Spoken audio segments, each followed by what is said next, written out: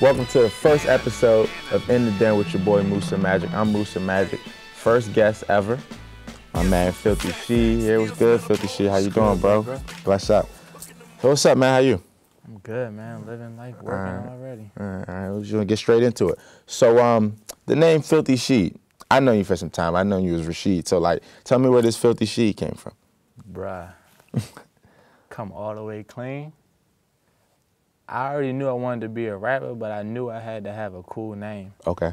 And then I remember Kendrick Lamar said something about, he used to be K-Dot, but then he decided that he wanted to be Kendrick Lamar because it was his real name. So I'm like, let me use my real name. So I'm like, I can't just throw I can't just throw Sheed out there. That's cool and all, but I gotta be the only Sheed for a while. So I have to earn that title, So I came up with an adjective. I just woke up one morning and was like, filthy. Filthy. Filthy, that's hard. Okay. So that's how I came on it. So about what age would you say that you started rapping, like, seriously? Seriously? I recorded my first song summer of 2012. I've been rapping since, elementary school. I got on the stage and got booed off. That kind of cured my stage fright and all, but seriously, I recorded my first song in 2012. 2012, okay. What was the first song? It was called Kruger Lows. Kruger Lows. I like that song. I didn't know that was your first song. It's pretty good for a first song. Yeah, the visuals for Kruger Lows pretty dope, pretty dope. Thank you. I understand recently you opened up for Schoolboy Q at the Fillmore Oxymoron tour. How was that? That was real dope. That was a great experience. It was a learning experience. It taught me that you gotta be on time for your set. Coming from Baltimore to D.C., that was quite a journey and rush hour traffic. I got the call at the last second. Like, oh, you going off a Schoolboy tonight? All right. Got out there.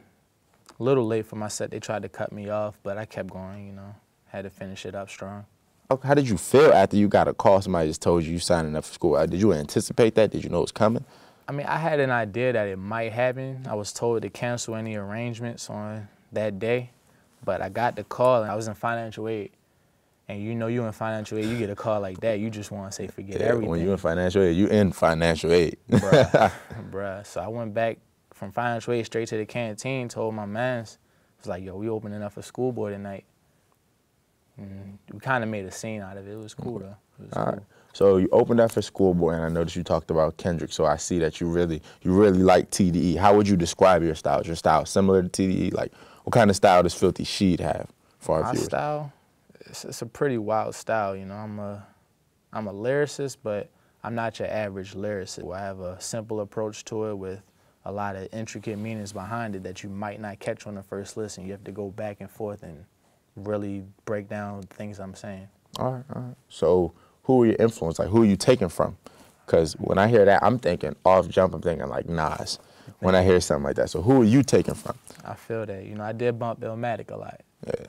But as far as influences go, I say one of my biggest influences, which might be a curveball to some, is Ludacris. Woo, Ludacris. Ludacris, that's my guy. That was the first album. My uncle sent me that from Texas in a package with some Levi's denim.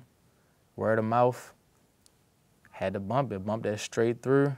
Every time, came back, bumped Ludacris. Walkman, bumping Ludacris.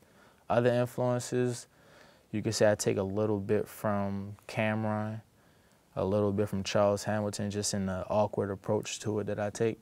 And then a little bit of Asher Roth. I'm the college kid, so. All right, you said you take a little. The Luda was pretty dope. So I like Luda. I'm a fan of Luda. One of my close friends is a really big fan of Luda. What's your favorite Luda album? That's tough. I love Word of Mouth. That's one of my all-time favorites.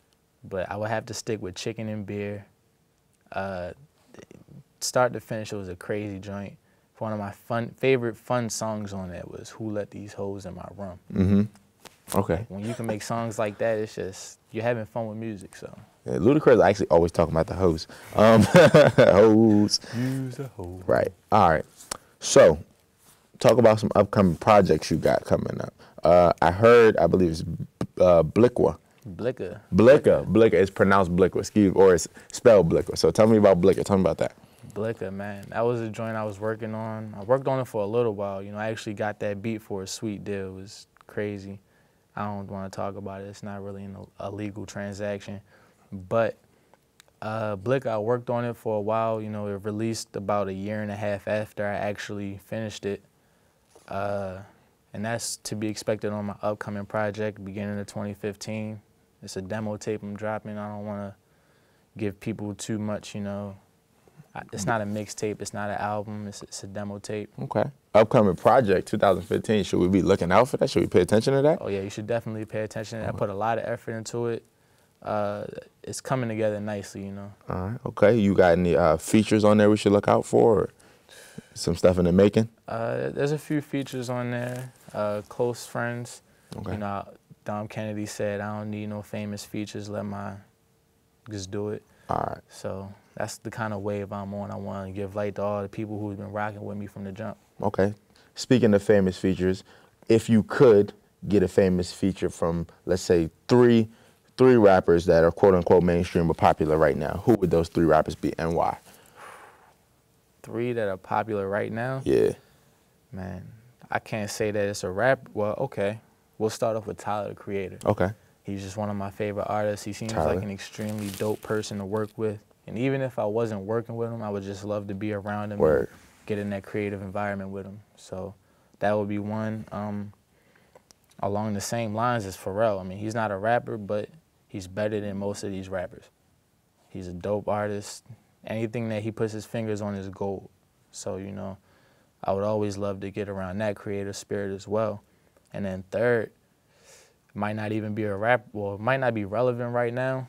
Hasn't put out music in a long time, since I was in middle school, honestly. But Travis McCoy, Gym Class Heroes. From Gym Class Heroes. Trav, he was definitely slept on. He was definitely a good rapper for what he was doing. He definitely slept on. He could spit. He has a lot of substance in his music, too, so I really appreciated that as someone growing up listening heavy into not just rap, but alternative music, rock, pop. He definitely appealed to me, so. Definitely. That's a good look. Okay, so real quickly, I'm going to go off the top of the dome. I'm going to suggest 2 rappers, and I want you to respond with your preference of rapper. Okay. It's going to be like rapid fire. Ready? All right. Kendrick or Joey? Kendrick. All right. Outkast or Wu-Tang? Cast. Method Man or Big Boy? Method Man. Luda or Hove? Hove. Hove. Okay. All right.